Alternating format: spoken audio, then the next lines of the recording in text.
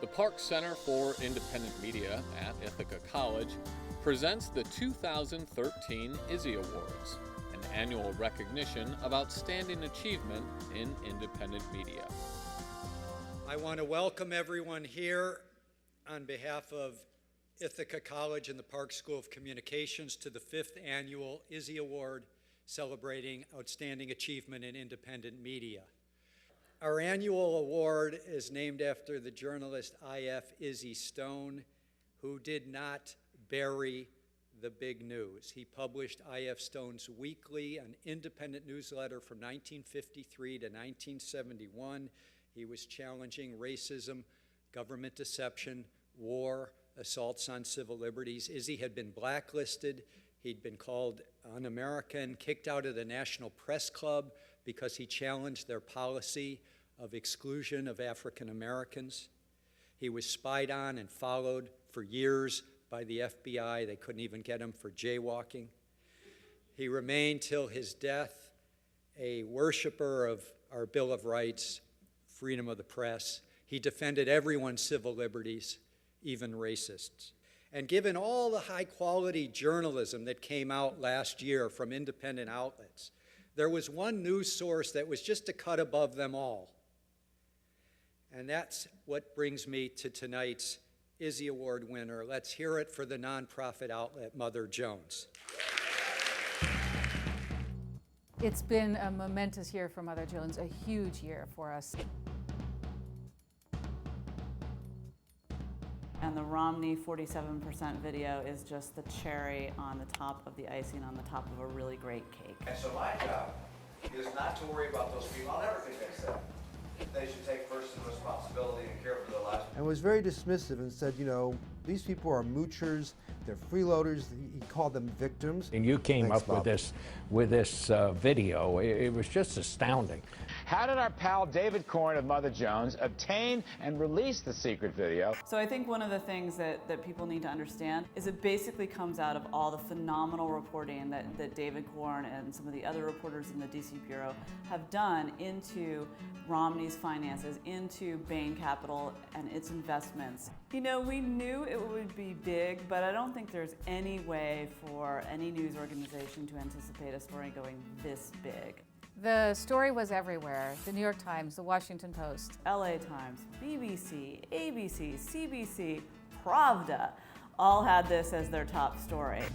The news today is essentially rolling out in double time right now. And all because of a small camera secretly recording from the side of a room. Saying that you essentially disdainfully wrote off half the nation. The recording was released to the liberal magazine Mother Jones. Mother Jones distributed it yesterday. Mother Jones, by the way, put this tape out. That video is continuing to dominate the conversation. It's a big scoop and one of the important campaign stories of the year. I don't know if you have seen the videotape, but I'm sure you know what we're referencing here. That's the Republican candidate for the presidency seemingly characterizing a broad swath of Americans as a bunch of lazy freeloaders. Sorry, sir, is that a camera on the table pointing right at me? It makes me long for the previous 48 hours, which were merely catastrophic.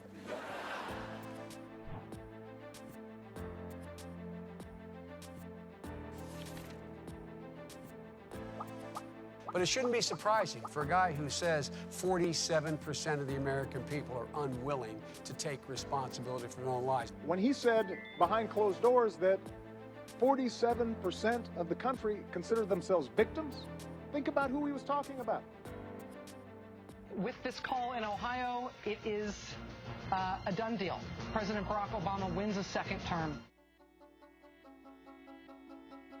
I think it's fair to say that some time ago we could actually not have broken a story like this in this way, because we wouldn't have had the reporting staff in place, but just as importantly, we wouldn't have had the distribution capability in place. We made a strategic decision to really become a player in the news cycle.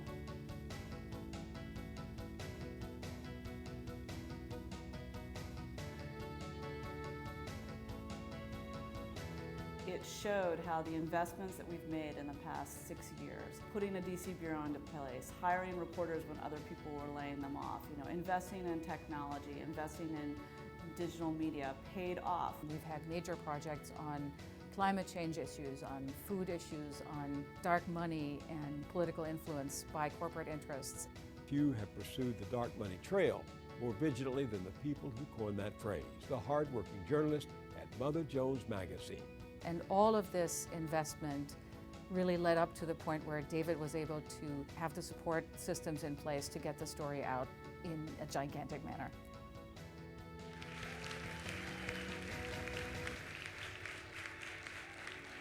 Thanks, everybody. I really appreciate this. And on behalf of Clara and Monica, who you just saw in the video that we prepared last fall, as well as our CEO, Madeline Buckingham, and all the staff in New York, in our San Francisco headquarters, and in our Washington bureau, and the board of directors of Mother Jones, I just want to say how much we appreciate this recognition. It matters a great deal to us to see our work bear fruit like this. I want to thank Ithaca College, the Park Center for Independent Media, and the Park Foundation, and all our friends here in the Ithaca community for your support. I wanted to say just a couple of things. I'll try to keep it very short so that Kate and David maintain your attention. I came across a quote from a guy named John Fullerton, who's a former J.P. Morgan managing director who woke up a few years ago and decided that that was not the world for him. And he left and began working using his financial skills on how to reform the financial system to take health of the globe and climate protection into account. And he wrote a post recently about why Swarthmore College should seriously consider divesting from fossil fuel stock investments, even if it was true that there would be no significant economic impact or market impact on the companies that they invested in or the general fossil fuel market. He said that it mattered to him because it demonstrated both a moral, ethical, and long view understanding of what fiduciary responsibility is, and also would open up a conversation on the campus. And he ended that post by speaking to the trustees at Swarthmore and asking the question that stuck with me since I read it, which is simply, when you know, what do you do? When you know, what do you do? And it gives me a way into talking about Mother Jones to pose that question for a couple of reasons. The first is that we think about that question a lot when we're working. As journalists, we spend most of our time on the first part, when you know. Because after all, that's really our job. Our job is to help you guys understand the world that we live in as much as we can understand it in a deep sense, to go beyond the cable news chatter and the confusing way in which news bits are reported, and try to give a deeper contextual understanding of the world we live in, to give it to you in a way that is understandable, that has a human face on it, and that provides you with something of use that you can choose then to put into action to make the world a better place. But we also live in the second part of that question, the what do you do part. Because our mission at Mother Jones is to produce revelatory journalism that in its power and reach informs and inspires a more just and democratic society. That's why this organization exists. The journalism is the means to achieving that larger goal. So this is what we do. And this is why this award matters to all of us so much. The other thing that Fullerton's post reminded me of is the importance of our community of support. As you heard from Clara and Monica in this video, and as we'll all mention in one way or another, journalism is in a tremendous state of flux. And just a couple of numbers to throw at you.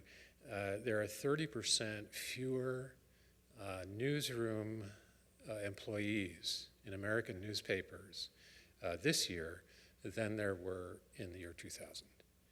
And for the first time since 1978, there are less than 40,000 full-time professionals working in American newspapers for the first time since 1978. There is this enormous change happening in the way in which we produce and consume and create news and information. That's the hard part. But at the same time, we are living in an extraordinary moment for journalism. Anyone who has one of these things, I was going to take a picture, but it's a little dark in here. Anyone who has one of these things can commit acts of journalism.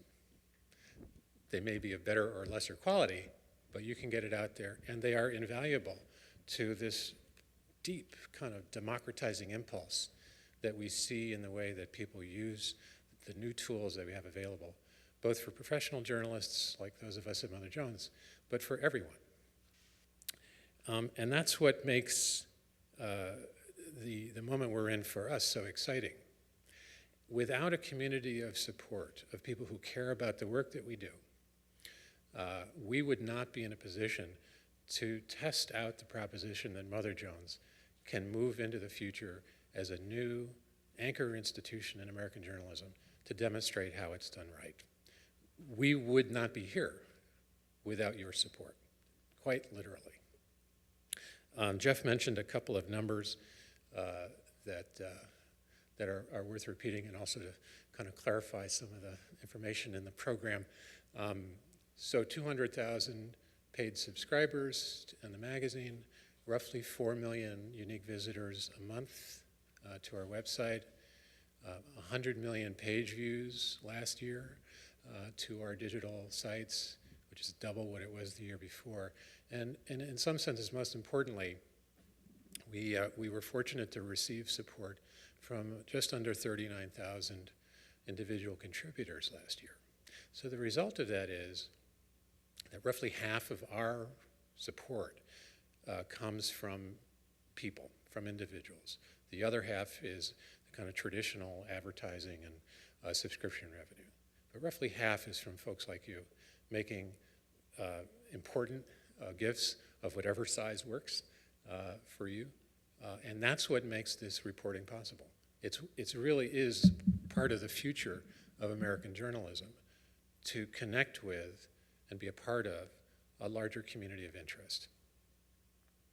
So we call it a hybrid business model, but really what it is about the relationship between an organization, its staff, its board, and that larger community. So that gives us the ability then to answer the question, when you knew, what did you do? This is what we do. We do it together. And for all of us at Mother Jones, thank you very much for this award. Well, it's an honor and a pleasure to be back in Ithaca. I spent a wonderful 4 years here. Sometimes I think about what my life might be like if I hadn't come to Ithaca, if I hadn't had the support of as many professors and staff here at the college. But I honestly can't picture where I would be at all if I hadn't come from here. I want to say thank you to too many people to name concisely. In particular, I want to thank Jeff and Mara from the Park Center for Independent Media. I want to thank the Park Scholar Program and the Park Foundation, for whom, without that, I would not have come to Ithaca in the first place. I just wanted to say thank you, because I would not be here without that. I think Ithaca is also responsible for me eventually ending up at Mother Jones. I discovered my first copy of Mother Jones while visiting Cornell's alternative library as a high school student. So, because of that, it became my dream early on to work at Mother Jones. The summer after my freshman year here, I drove across the country with 3 friends. We stopped in San Francisco. I insisted that we go by the Mother Jones office just so I could see it in person. I don't know which interpretation of this memory I liked better, that I was so naive at 18 to think that an office building would actually look interesting from the outside, or that I was sharp enough to know that I wanted to work at Mother Jones. I applied at least once for their internship program, I think probably twice, and did not get accepted. But let that be a lesson to all the undergrads out here. If you bug them long enough, they might actually hire you. So I came to Mother Jones' DC Bureau 3.5 years ago after putting in some time at smaller magazines of a similar spirit, Grist, The American Prospect, Center for Public Integrity. And it has just been fun watching us grow in size and reach in that time. There are so many bad news stories about the future of journalism. I think we're a good news story. It's true we write a lot of stories about bad news, but we're actually a testament to how smart journalism can do well today, and that people still want hard-hitting, well-told stories, and that old school media can make it online.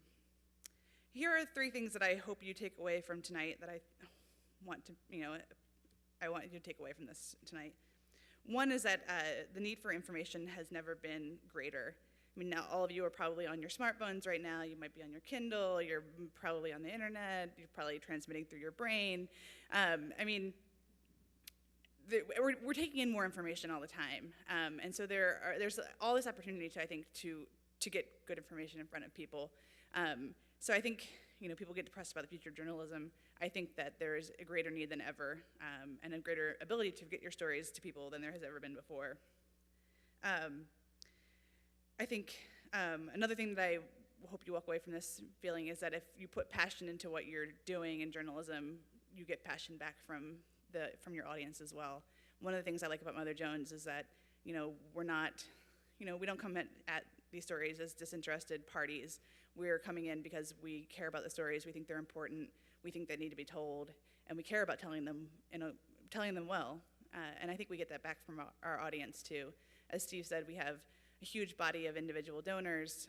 We have a number of different supporters, subscribers, people who read online, people who give us money. And I think they put the passion into us because they know that the work we're putting out, we put our passion into it as well. And I think that also comes through in the way we write about things. We write about things in a way that we hope makes people care about them and hopefully inspires them to take the next step on their own. And the third thing I want to say is I think that we talked about this a little bit earlier in some of our different discussions with people on campus, is that given the current state of the media, it actually gives an opportunity for places like Mother Jones, I think, to get a lot more attention than we've ever gotten before, because it's a very small d democratic environment. If you tell a good story, it doesn't really matter where you tell it. It has an ability to rise to the top and to get attention in a big way. And so I think it really has created a place for people like Mother Jones to reach a really much broader audience than we ever have before. And that makes me really optimistic about the future, despite some of the hardships in media today. I first became acquainted with Izzy Stone when I saw a movie about him in college, and I hope it's sort of required watching up here. It was a documentary made, and I just remember, I haven't seen it probably in 20, 30 years now, but I remember him, the way he read the newspaper is what impressed me the most. He didn't read the newspaper. He didn't just devour the newspaper. He cut it up. He'd rip it, every page, and the clips would go flying and somehow magically land in the right folders. This was before the days of Google, when actually if you saw a piece of information somewhere, you had to retain it physically in a file to access it later. You couldn't do it just by typing into a computer, which didn't exist then anyway. And he was this little, kind of elfin character who had thick glasses, who just seemed to be able to see stories that were right in front of him, but were different than how they were being presented at that moment in time. He had this great line. He said, "The Washington Post is a great newspaper. You'll never know on what page you'll find a front page story."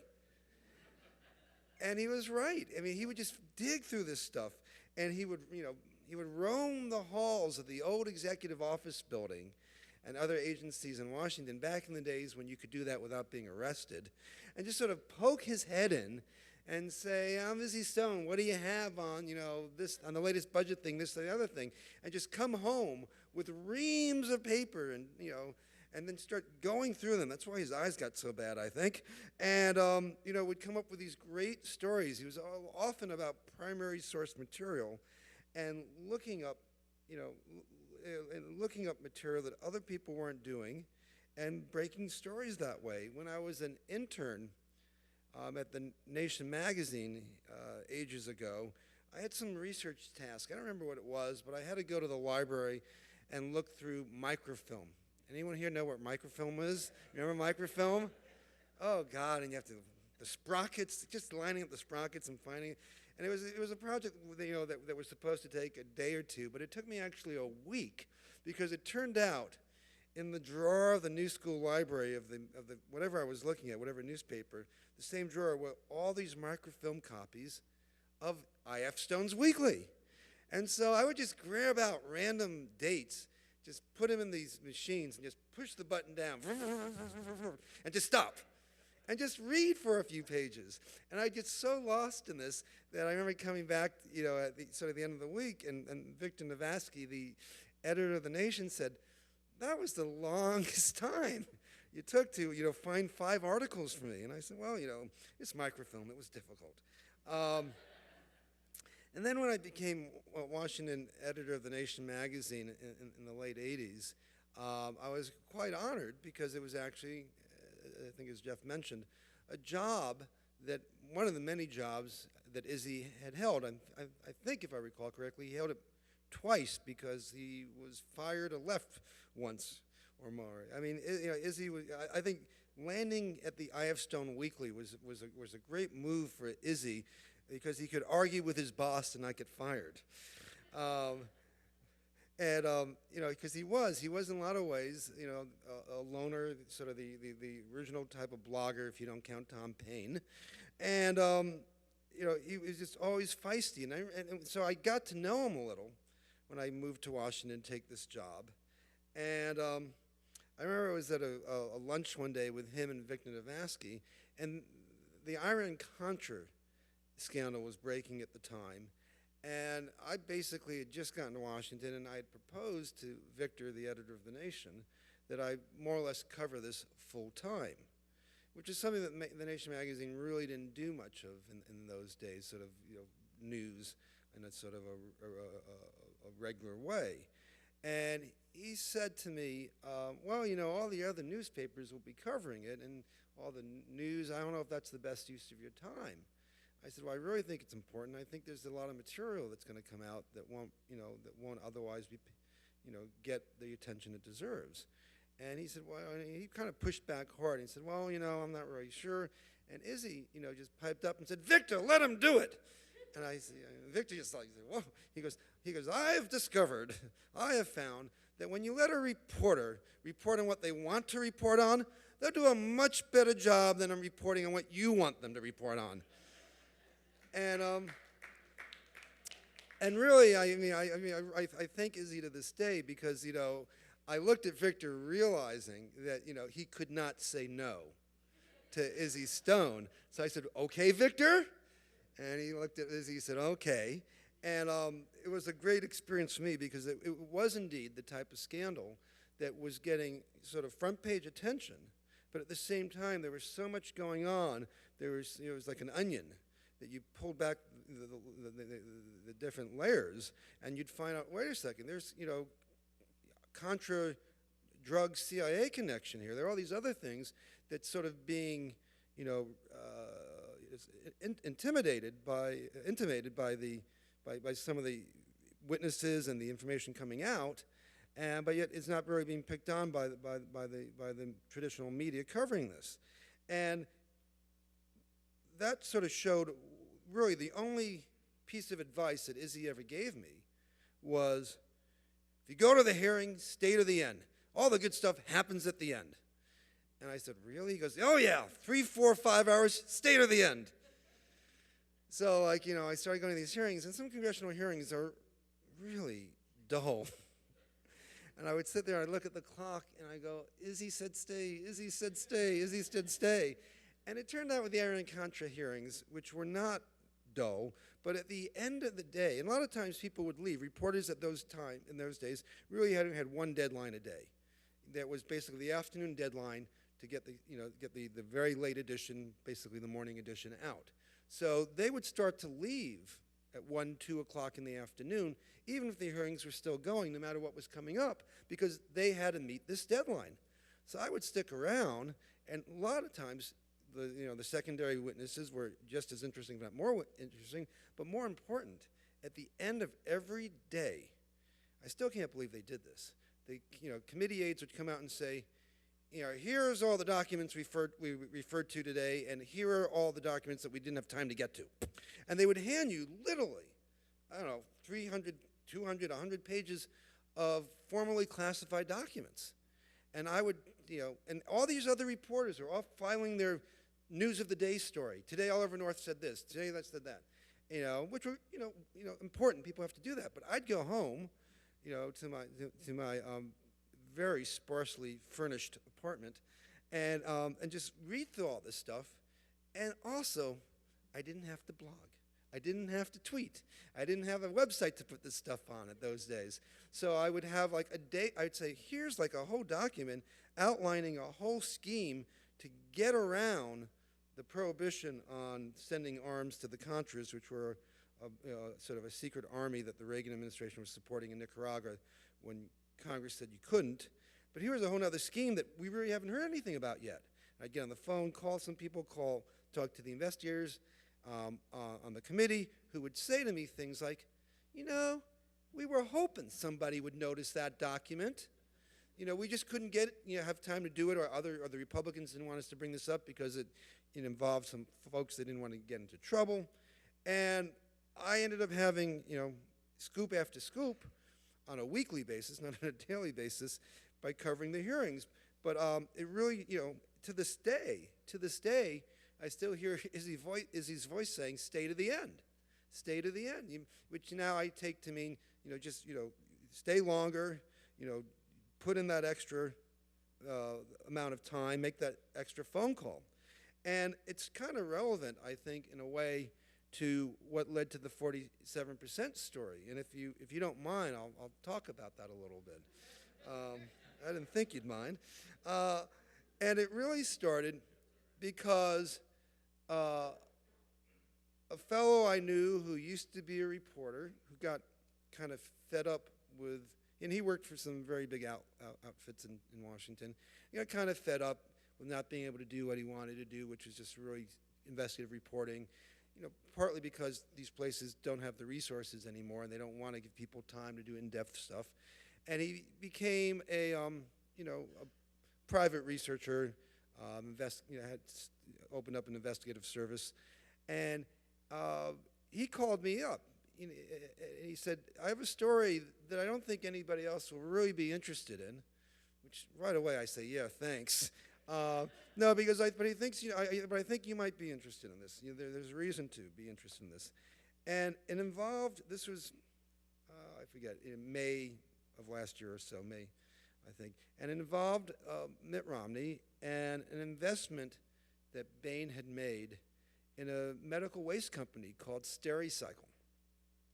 Stericycle had a sort of checkered past with lots of health and safety and environmental violations, some of which happened before Romney bought it, or Bain bought it, some afterwards. But in any event, it was kind of interesting. What also was interesting was that it more recently, in recent years, had become a target of protest from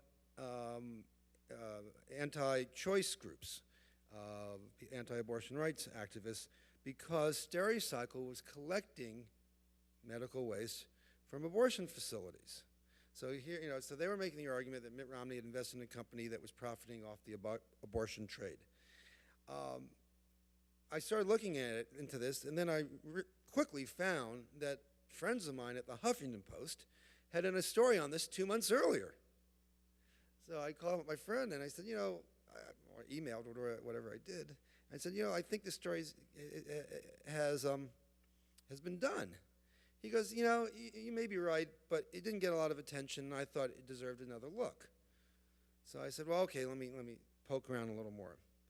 And I went looking for some of the SEC, Securities Exchange Commission documents, about the sort of the Bain deal that gave them, I forget now, 30, 50% of the company, and discovered that Mitt Romney had signed the paperwork for all this, and had been really involved and was named the controlling shareholder of the company at a time when his campaign said he was no longer really involved, that he had resigned from Bain to go deal with the Olympics. And you remember that became a point of contention during the campaign, when he really left Bain because his company had been involved in some deals that involved outsourcing and offshoring that he didn't want to be associated with, because that was, not the way you create jobs in America, by sending them to China. So I discovered by looking at these documents, wait a second.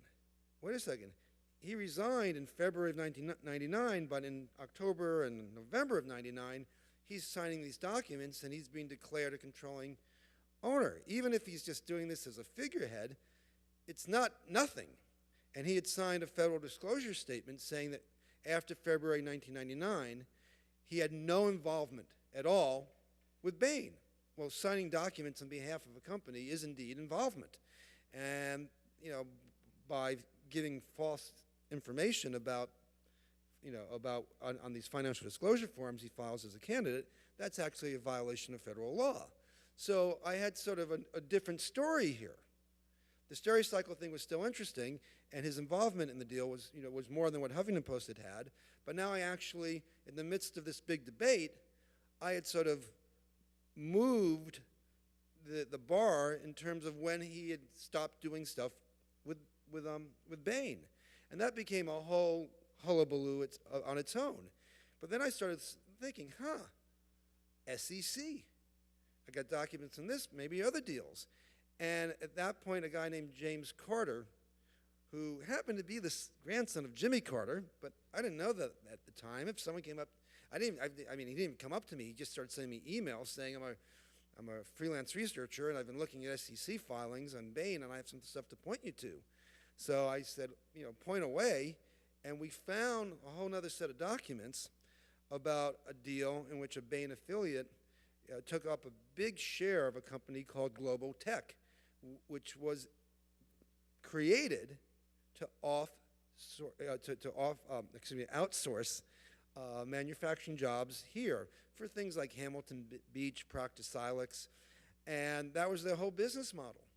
And here was Romney, and again, this was now after that magic. Actually, this one was actually before the February '99 magic departure date for him. So he had no, defense that he wasn't involved in this deal. And I put out that story, got a little bit of attention from the campaigns and from other journalists, and it showed at the time when there was a debate over whether he had been involved in outsourcing. Indeed, he had made a direct investment. And then with other people on my staff, we started looking through all these other SEC documents, and we found two other companies that were created. The first company was a Chinese company, but these were sort of companies created by Americans to take jobs to Brazil, Mexico, and China. And he had big investments in that, again, before the magical February 1999 departure, after which he supposedly had nothing to do with Bain. That I thought was going to be a really big story, the second set of stories, because it was just undeniable that he invested in companies looking to do this. And it came out the morning of the tragic shootings in Aurora, Colorado. And he got, completely got overshadowed as what happens.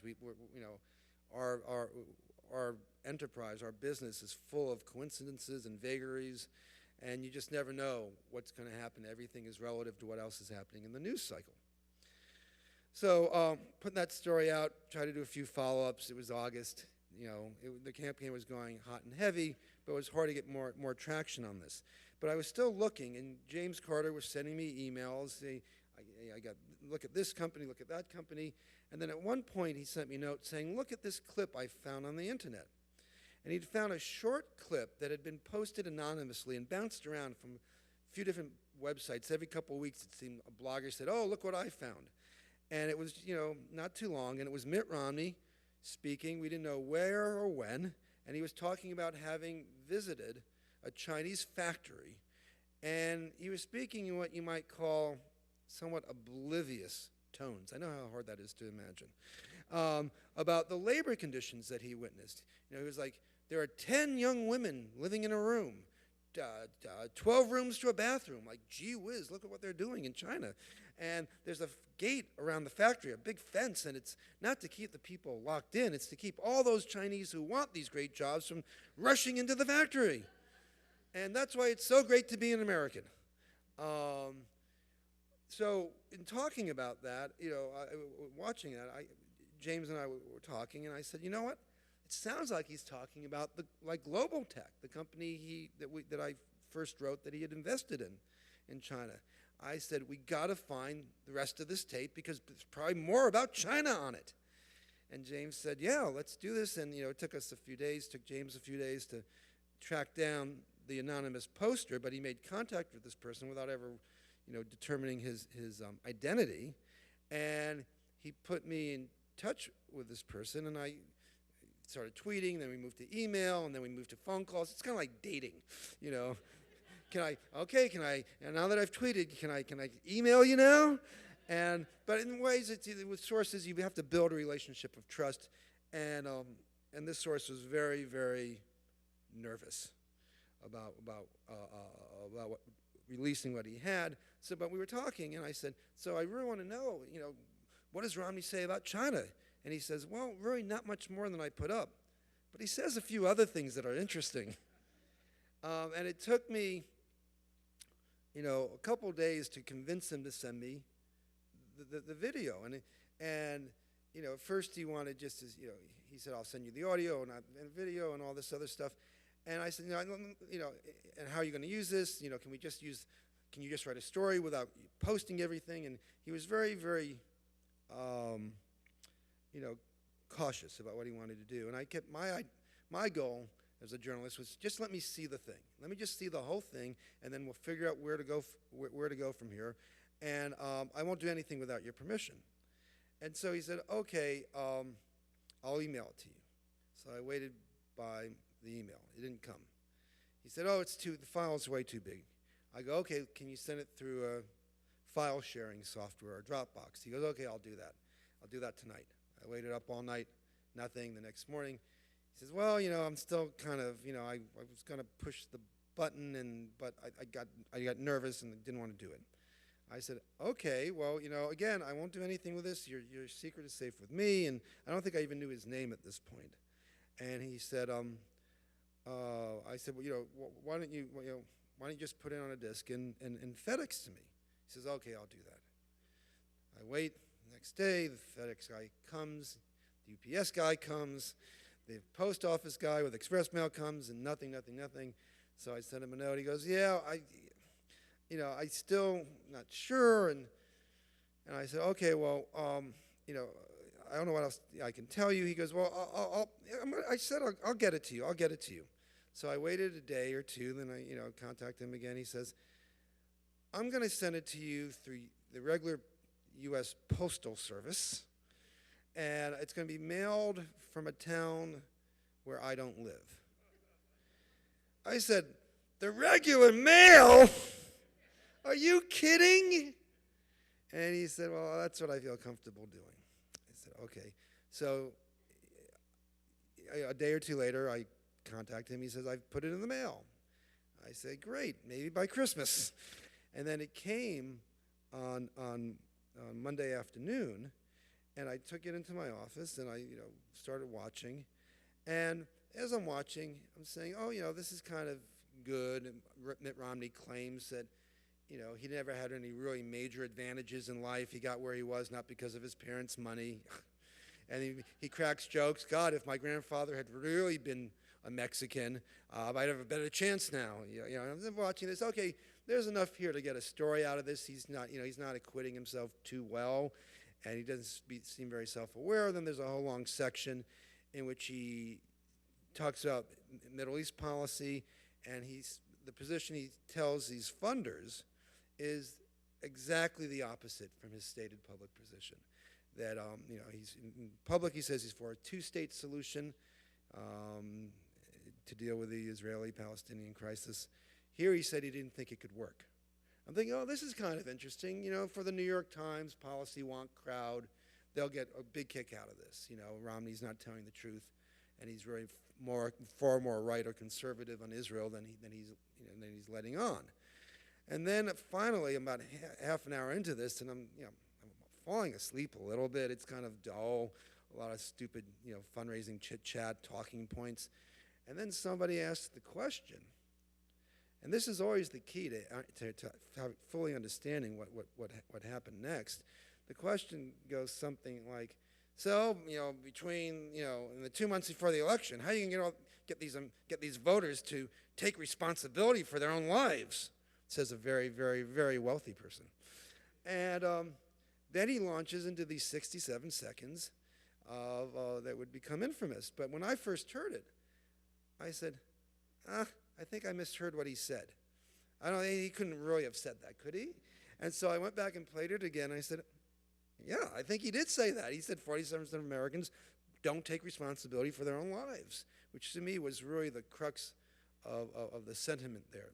That that if you're on food stamps or Medicare or Medicaid or a vet, or anybody there with a Pell Grant, anyone with a Pell Grant out there, that you're not trying to get an education so that you can then pay off your student loans, that you're not taking responsibility for your lives. To me, it was just, it was showing a real lack of familiarity with the world beyond this fundraiser.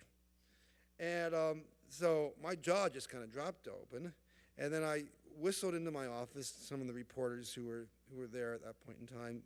Kate was doing great work for us in Mississippi about covering the last abortion clinic in the state, so she was gone that day. And I said, I'm not going to tell you anything, but just listen to this and give me your impression. So I played that portion, and everyone looked around each other and said, oh, and I said, yeah, right. They go, oh, yeah, right. And, we knew it was going to be big. I didn't think we knew it was going to be as big. And then it took me, a couple days to convince the source, who we now know is a very gutsy bartender named Scott Prudy, who sort of outed himself, disclosed his role in this a month, 6 weeks ago, whenever it was, on the Ed Schultz show on MSNBC. But Scott had lots of concerns, and they were legitimate concerns. There were some legal issues that he had to worry about. Would a local crusading Republican DA go after him for violating Florida state law that has one-party consent? But does a presidential candidate speaking to a room full of people really have a presumption of privacy? We didn't know that. But Mark Lader, the hedge fund billionaire whose house this was at, could certainly, waste a lot of money on a nuisance lawsuit for years that Scott Weary couldn't afford. He also kind of, didn't want to be put in the crosshairs himself. This is a guy who recognized he would lose his job right away and be on his own. And he also, quite admirably, worried about ramifications for his employer, the catering company that had brought him in to be bartender. It was, if he came out, would they ever get work again, in Boca Raton? So he had a lot of concerns, but obviously he wanted it out. And the way he's told his own story is that for 2 weeks after taping this, and he went there not knowing not to catch Mitt Romney, but he thought, listen, I'm going to be in a room with a presidential candidate. This could be kind of interesting, even if it is Mitt Romney. And he, but after getting this tape and then realizing what he had, being particularly enraged about the China remarks more than anything else, he spent a good 2 weeks looking at himself in the mirror every morning and saying, can I live with myself if I don't share this with the public? And that's why he sort of put that little clip out. He was trying to get it into the political bloodstream without too much exposure on his own. And then, it wasn't really truly working. So he and I spent a couple of days going over different ways to do this. And he kind of said, can we just put up a black screen and just the audio, just maybe the transcript, anything that would make, give him some more distance. And I was always respectful of his concerns, but I said, listen, as a media professional and as somebody who wants a big story, the biggest impact you will have is video. You show the world Mitt Romney saying this, and it will be 1,000 times more powerful than if you give a transcript, do an audio, or just have an article based on a tape that we can't produce. And I proposed that we blur all the faces other than Mitt Romney, so it would be hard to identify, and at first we wouldn't identify exactly where it happened. And he said, but we had a whole discussion about what I could say about when it had happened. He didn't want to give a date or a time frame, and I said, well, can we say sometime this year or sometime within the last year, so that it wasn't like 5 years ago and Mitt Romney doesn't believe this anymore or anything like that. And so he agreed, you can do in the, sometime within the last year. And we went back and forth. I'd send him the blurring stuff, and he'd say, I want more blurring or less blurring. It was like directing a movie. Crane shot, this, but eventually, we reached an agreement that would show Mitt Romney, and you could hear his words, and everybody else we blurred. I kind of recognized that within 17 nanoseconds, somebody would come up and say, I know where that's from. So I thought to a large degree, this would be to no avail in terms of giving Scott any more protection or distance, but it's what he needed at the time, and the relationship between a reporter and a source is often a delicate one that really does entail a lot of trust, and I had to answer his concerns in order to gain access and his permission to bring this to the public. So it took me, when I got the tape, about in less than a half an hour to figure out when and where it had happened, just from listening to what Mitt Romney said, making references to, yesterday I did this, today my wife's here, and all that other stuff. So it was clear from putting out if you put out the whole tape, you would know too. And so we agreed to put out just, excerpts that we thought were important, but we prepared the whole tape for release if that should come to pass. In any event, as you know, the tape, came out, and it was we put it up on a Monday afternoon, about 4 o'clock, and by 6 o'clock it was on all the network news shows, and Romney was already putting out lousy responses and digging a deeper hole, and I think the story just really took off, and it's an interesting thing.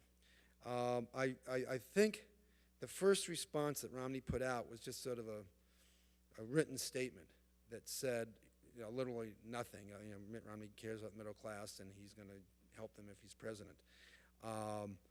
And I think the Romney campaign was waiting to see if this was a cable story or something else.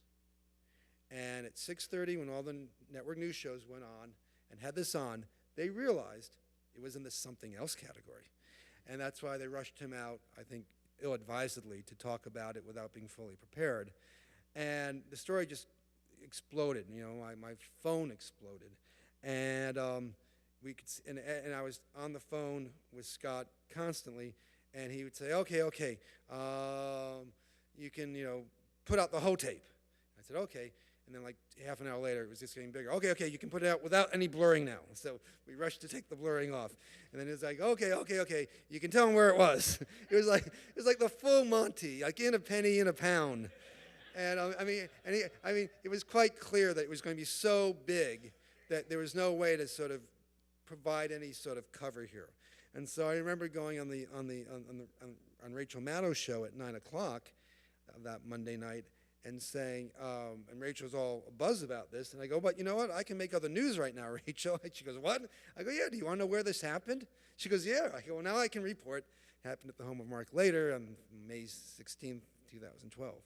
And the story just, it took off in a way, as I said, that I don't think anybody could imagine.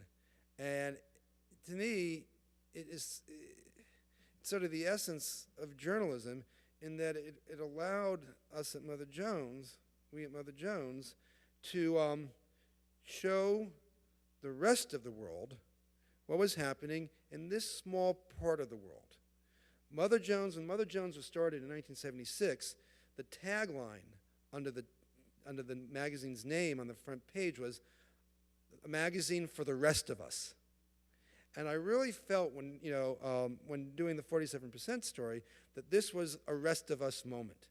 If you don't have $50,000 to drop in order to hear a presidential candidate speak candidly about what his feelings about the American public, well, don't worry. We got your back. We'll show you what goes on in these meetings. And it also is, it's a wonderful moment for a journalist to have such clarity. A lot of work that we do involves sometimes anonymous sources, sometimes named sources, documents, and you present it, and there's there's a presentation. It can be an analysis. It can be, you can put your own filter on it, and people can argue, well, you didn't get that number right, or you didn't take that into account. How do we know your confidential sources really told you that? And you sometimes have to sort of argue in favor of your own pieces. And you have to build up, through the years, a degree of credibility and trust so that others, take you at your word if you're quoting an unnamed source, say. But with this story, you didn't have to do any of that. And I'd go on TV and people would say, well, what do you think, it means about Romney? And I said, I'm happy to tell you. People who watch TV know I'm not shy about sharing my opinions. But you don't need my opinion here. I don't have to do analysis. I don't have to tell you why I think the Democrats failed to pass the gun bill today, which is what happened today. I just have to show you. This isn't tell, this is show. And it was what I call journalism verite, journalism at its best. And it was also, a moment where I think it was, Scott ended up telling me at some point that the reason he cooperated with me was because he had seen the story I did on global tech and the subsequent stories and felt that I could handle this right, that we had a shared interest in what was not the biggest part of the story. And, the lesson which I've imparted to some of the students I spoke to today and which I've done with others is that, the act of journalism is sort of a daily grind a lot of times. You just keep digging, but you never know where a story is going to lead. And in this instance, when I started writing up Mitt Romney and medical waste, little did I realize that 2 months later, I'd have him on tape dismissing nearly half of his fellow American citizens.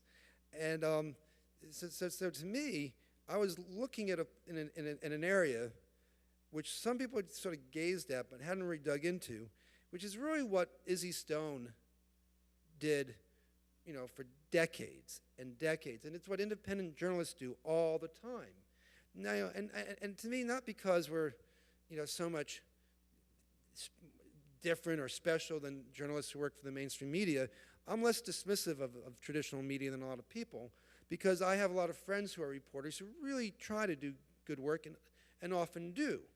I wrote a book called Hubris about the selling the Iraq War with Michael Isikoff, a good friend of mine who at the time was working for Newsweek. He had worked for the Washington Post before that and now works for NBC News, and a great investigative reporter.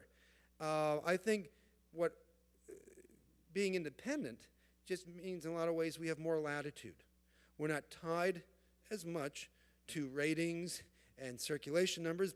We do worry about traffic and circulation numbers because we need, we have to support ourselves, and part of our revenue comes from from business revenue. But we have more latitude to look at places that are either overlooked or not looked at all. And I think a lot of reporters in town working for the mainstream media outlets would sort of do the same if they had the same latitude. And so I feel quite privileged that because of our subscribers and our supporters, that I'm able to do that. And so I could take off. I'm also the boss. I can do whatever I want. But I could take off a few days and say, I want to dig some more on some of these overseas investments about Mitt Romney without having to, tell Clara and Monica, justify to them why I'm doing this. You can get a story? If not, I need you to do this other thing instead. No, I had the latitude to do that. And that's what makes, I think, independent journalism really, fascinating and the best thing about it. So, some people see that it has a different political perspective, or that it doesn't have to fall into the prison of objectivity, neutrality, all things that I understand and that I agree with to an extent. But to me, it's the ability to look at places that other people are not going to. And that's what led to what it was, the most important story I've ever done. And so, and I was thinking about Izzy a lot as I did this.